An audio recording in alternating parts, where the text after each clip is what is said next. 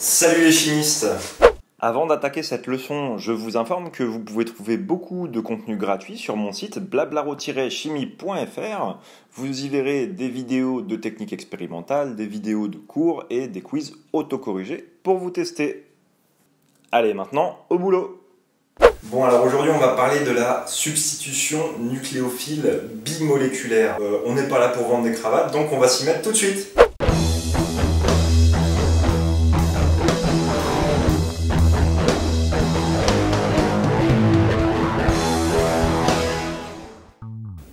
Commençons par partir de certaines observations expérimentales. Alors voilà, on va prendre la molécule suivante, vous voyez, avec un carbone asymétrique qui est porteur d'un atome de brome, plus un ion iodure, I-.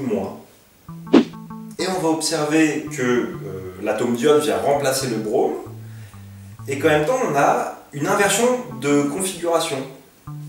Et puis à côté on récupère un ion bromure. On voit qu'on passe d'un réactif qui a une configuration S à un produit qui a une configuration R. D'accord? Donc ça va induire quelque chose vis-à-vis du mécanisme qu'on va proposer après. Une question qu'on peut se poser, c'est cette réaction est-elle stéréosélective? Alors on va se refaire le raisonnement ensemble, histoire de bien comprendre comment on doit analyser les choses. Donc ouvre grand tes oreilles.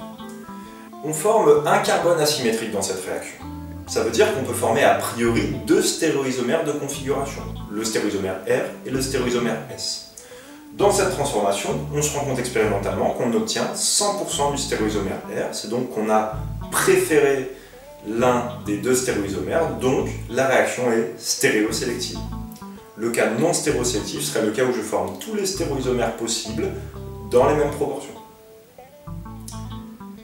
Ensuite, se peut se poser la question de la stéréospécificité de la réaction. Une réaction est stéréospécifique si 1. Elle est stéréosélective, c'est une condition nécessaire bien que non suffisante, et 2. Si la configuration des réactifs peut influencer la configuration des produits.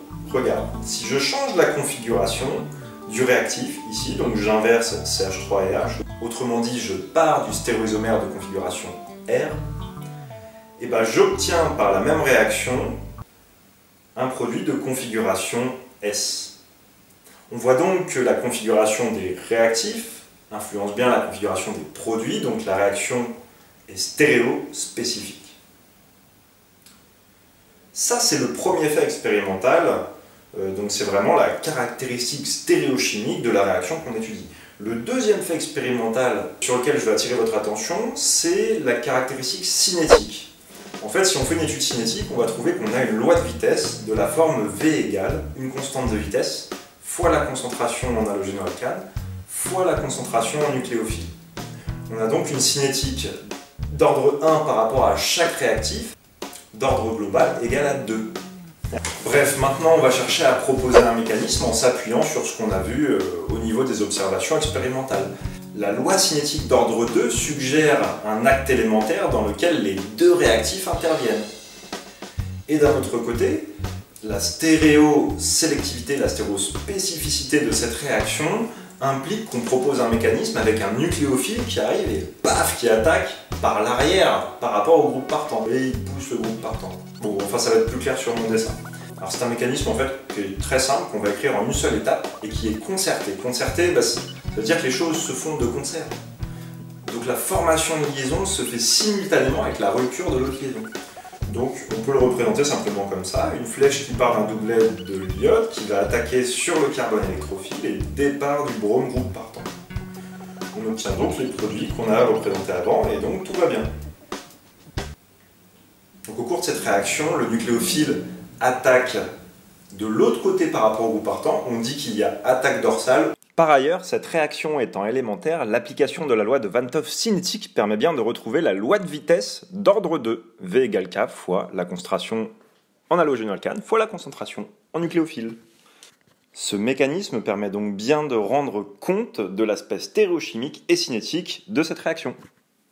En fait, le 2 dans SN2 désigne l'ordre de la réaction. C'est une réaction d'ordre 2 et dont le mécanisme se fait en une étape. Donc attention, le 2 désigne pas le nombre d'étapes du mécanisme. On peut représenter un état de transition sous la forme suivante.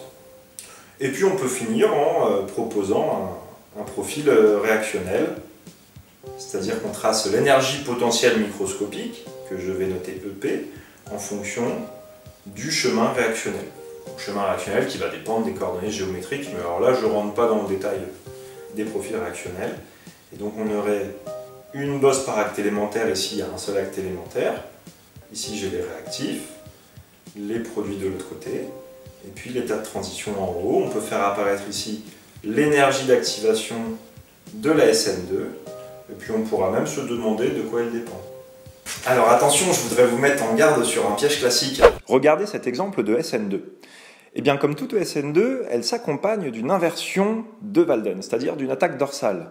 Cela dit, on n'a pas inversion de configuration absolue. En effet, on voit que le réactif de configuration S conduit à un produit de configuration S. Cela est dû au fait que le groupement prioritaire dans le réactif, le groupement bromo, n'est pas remplacé par le groupement prioritaire dans le produit. C'est le groupement COO-éthyle qui est prioritaire devant le groupement cyano. Bref, ce que vous devez retenir, c'est qu'on aura bien une attaque dorsale dans la SN2, mais on n'aura pas à tous les coups, même si c'est souvent le cas, une inversion de configuration absolue. Alors très rapidement, un petit topo sur les facteurs favorisant le mécanisme de substitution nucléophile bimoléculaire. Et bien pour ça, on regarde la loi de vitesse. Je vous rappelle que ça s'écrivait V égale K pour la constante de vitesse fois la concentration en halogénoalcane fois la concentration nucléophile. Donc évidemment, il y a les concentrations qui vont jouer, ça, il n'y a pas de secret. Maintenant, dans la constante de vitesse, qu'est-ce qui va intervenir? Alors bien sûr, il y a la température. On va considérer qu'on travaille à une température donnée, pour l'instant, on ne va pas se focaliser sur ce facteur-là. Mais en fait, ce qui va beaucoup jouer sur la valeur de cette constante de vitesse, c'est l'accessibilité des réactifs, donc autrement dit l'encombrement stérique. Et il se trouve que comme la SN2 s'est concertée et qu'il y a vraiment un choc entre les deux molécules, moins il y a d'encombrement stérique, plus elle va être rapide. Voilà, donc ça c'est une première chose. Et la deuxième chose qui va un petit peu avec, c'est la force du nucléophile. Ça veut dire qu'un nucléophile fort, comme il intervient dans ce mécanisme SN2, va vraiment accélérer la transformation. Finalement, pour cette réaction de SN2, ce qu'on retiendra, c'est que c'est une réaction qui va être plus rapide sur des halogénoalcanes peu encombrés en présence d'un nucléophile plutôt fort. Alors l'intérêt de la SN2 en synthèse, il faut quand même en parler un petit peu, et ça va être de fonctionnaliser. Donc admettons que je parte du 1-bromopropane. En faisant les substitutions nucléophiles, je peux par exemple former, par action d'ion H- ou d'H2O, je peux former un alcool. Ou encore si j'utilise un alcool ou un alcoolate, je pourrais par exemple former un hétéroxyde. Ou encore je peux former par exemple un nitrile par action de l'ion Cn-. On va également pouvoir former par action de l'ammoniac une amine, ou si j'utilise des thiolates, je vais pouvoir former un thiol. Donc l'intérêt de la substitution nucléophile va être de fonctionnaliser au niveau du carbone qui tient l'halogène au départ. Voilà. Et voilà les chimistes, cette vidéo est maintenant terminée. J'espère que vous avez kiffé et que vous avez appris plein de trucs. Si c'est le cas, n'oubliez pas un pouce pour nous encourager, partagez à l'attention de vos amis chimistes, et puis n'hésitez pas à commenter. Au passage, profitez-en pour me dire quelle est votre formation, et si cette vidéo vous a apporté quelque chose, je me joindrai à la discussion avec grand plaisir, y compris si vous avez des questions. Je vous invite également à me rejoindre sur les réseaux sociaux, Instagram mais surtout Facebook. Pour nous soutenir, il y a Tipeee et Utip, puisque maintenant nous sommes dessus, et vous pouvez également aller voir plus de contenu sur mon site blablaro-chimie.fr. Tous les liens utiles sont dans la description. Et voilà, tout cela étant dit, moi je vous dis à bientôt au tableau.